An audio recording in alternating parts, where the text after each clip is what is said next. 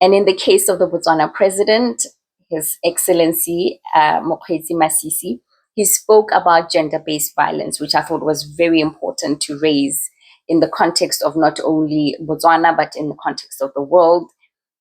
He spoke about poverty eradication, gender inequalities, the violent crimes, these geopolitical tensions that need to be addressed.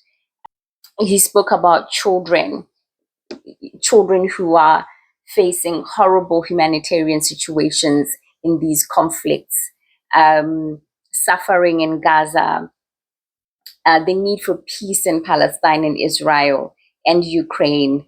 He was just literally raising the issue of multifaceted problems that get compounded by multifaceted issues that are also happening simultaneously. So on one hand, you'll be trying to eradicate poverty. There's not enough money because also money is going to violent crimes. Also money is going to peacemaking efforts and etc. And another interesting aspect that the president of Botswana raised was the idea of landlocked countries and how Botswana, being a landlocked country, means that they have limited access to trade. So I think that was something that came up even in the context of climate. He spoke about landlocked countries and how what that means for them when you're talking about climate change and such factors. So yeah, that was an interesting part about his conversation that stood out.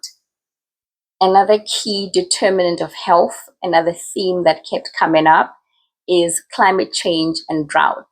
And in fact, I think this is where the global South leaders or the leaders in the global South or developing world context were very clear that, we didn't cause the climate change. We didn't cause it, but we are bearing the brunt of climate change. This came up a lot in the speakers from Botswana, Zambia, South Africa, Kenya, and Malawi. The lack of access to technology was also raised by the participants in the global South or the developing world context. How this lack of access to technology actually also affects health, it affects energy, and it affects agriculture and education. So yeah, that was one key thing. And I think in the context of the Zambian president, he was very clear that one of the things he's thinking of is Mozambique. When you're talking about conflict and tensions in the region, and whether Mozambique will be ready to stand on its own when the SADC exits the mission. So that was a key issue for them as well in Zambia. And then when you look at the case of Malawi, Malawi mentioned the rural women, that climate change has really unduly affected the already marginalized, in this case, the rural women.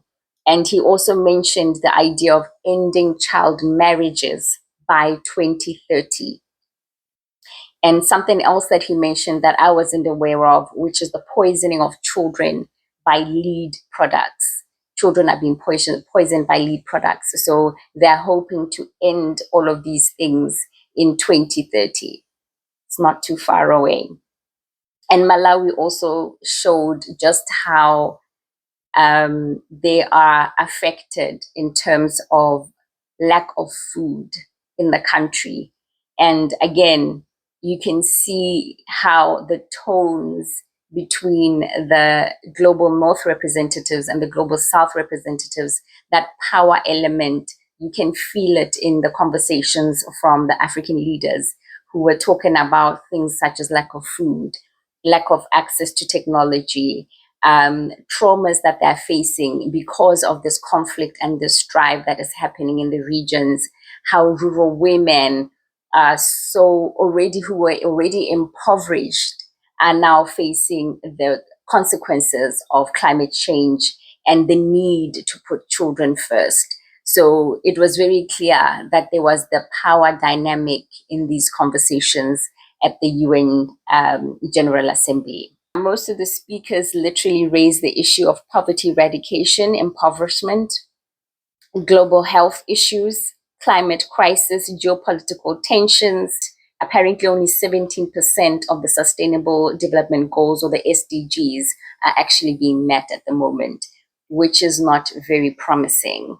This is what I had to share with you in context to some of the key highlights from the United Nations General Assembly, specifically looking at the developed and developing world context, the global north versus the global south, and how one of the key issues that really stood out for me is the idea of aid. Speakers in one part of the world are talking about the need for aid, and speakers in another part of the world are talking about the commitment to give more aid. And of course, there you could feel the tensions there about, aid is not a long-term solution, right? So you could see the power play in that, with Great Britain also mentioning how they could be less paternalistic. And even in the case of, I think, Australia and Sweden, where they're talking about, more inclusive global or international laws, more open, transparent international governments or global governance. So yeah, it was very interesting to pick up on the major disparities or differences in the speeches that were made by the representatives from the two different regions. All right, my friend, I hope you have an idea of how your geographical location can serve as a determinant of health. Thank you so much for popping by. I hope you're having a lovely day where you're watching from, but most importantly, I hope you're having a healthier day wherever you're watching me from. Bye.